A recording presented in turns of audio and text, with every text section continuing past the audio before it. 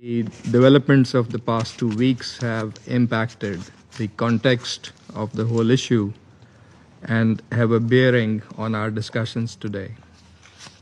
However, what has not changed are the fundamental principles and multilateral spirit behind the Joint Comprehensive Plan of Action and the Resolution 2231 adopted 10 years ago.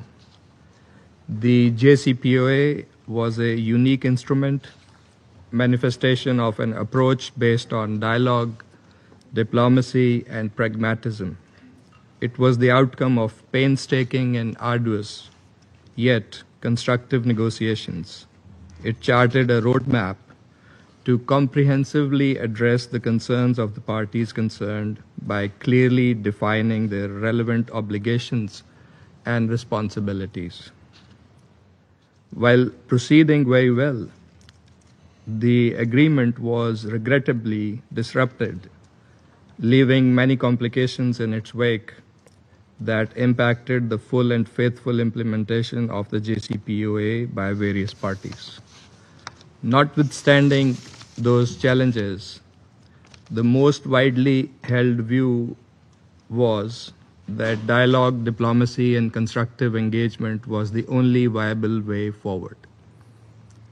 That view was still there and was indeed back in play with the negotiations between Iran and the United States facilitated by Oman, till it was violently disrupted by the unlawful and illegal military attacks on the IAEA safeguarded Iranian nuclear facilities. These military strikes also impeded the IAEA's crucial verification functions in Iran. Pakistan has expressed its clear position on these developments in this chamber and elsewhere over the past 2 weeks. Our leadership has also remained actively engaged with counterparts from many other countries during this period. Madam President, what we have witnessed should never have happened. Even now, it is our firm belief that these actions should not be allowed to further complicate the peaceful resolution of long-standing issues, as well as the full and effective implementation of Resolution 2231. We reaffirm our support for the resolution of the Iranian nuclear issue through peaceful means, diplomatic engagement, and sustained dialogue. Pakistan advocates the preservation and renewal of the JCPOA or its substitution by an equally sound agreement that is acceptable to all sides before it expires in October this year. The IAEA is the institution responsible for verifying compliance with the respective nuclear safeguards obligations of member states. It is mandated to do so in an objective, impartial, and credible manner, purely on technical grounds. The IAEA must be enabled to fulfill this statutory function. We believe that verification activities by the IAEA should continue unimpeded. The IAEA must continue its work in an impartial and apolitical manner to provide objective reporting and credible information regarding the issues under its purview.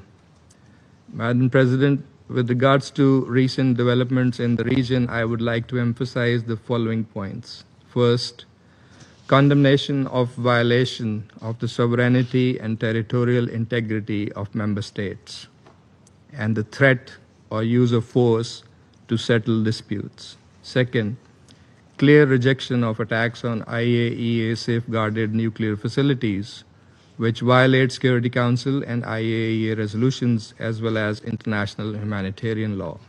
Third, we request the Secretary General to report on the implications of these developments on the implementation of Resolution 2231, particularly those arising from military strikes against nuclear facilities. And we also request the Director General IAEA to share his assessment from legal, technical, safety, security, and safeguards points of view. Fourth, we urge sustained cessation of hostilities and a permanent ceasefire to allow resumption of dialogue and verification activities by the IAEA. Fifth, there is an urgent need to renew diplomatic engagement to seriously and faithfully address the outstanding issues in a cooperative manner as per the rights, obligations, and responsibilities of the parties concerned. Madam President, we welcome the announcement of the ceasefire understanding between Iran and Israel, and we expect this to be fully respected.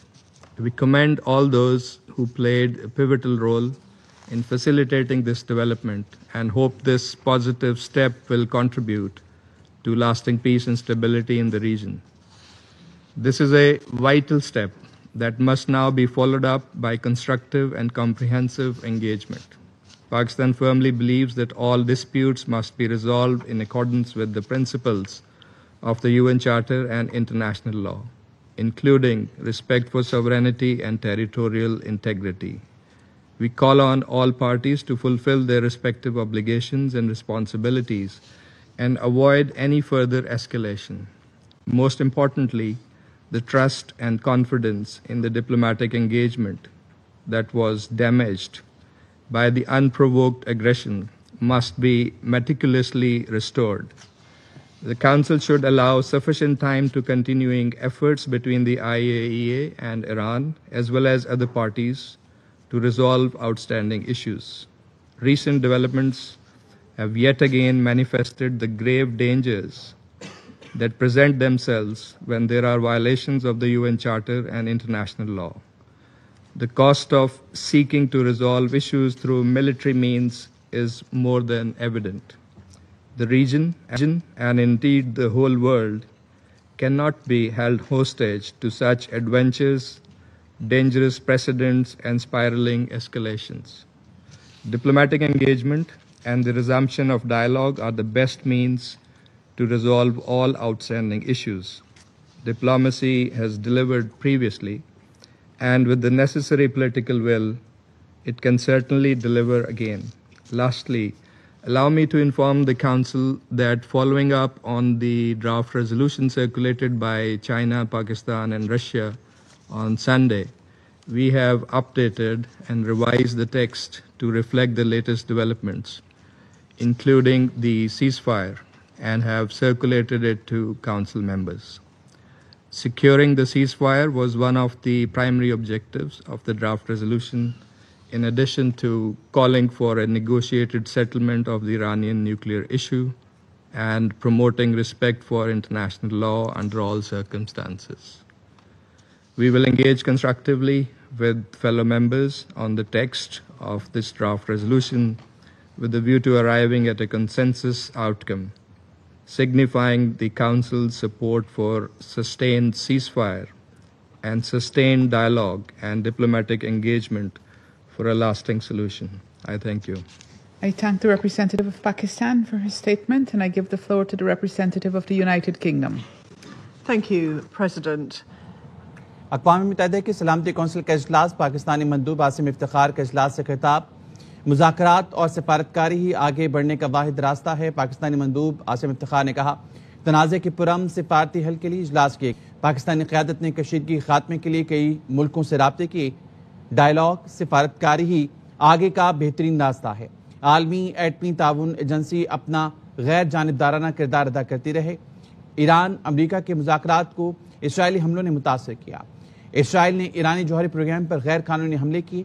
Pakistan ने मौजूदा सूरत हाल पर वाज़ेह position ली है। पाकिस्तानी क़यादत सूरत हाल में सरगर्म रही और राब्ते जारी रखे।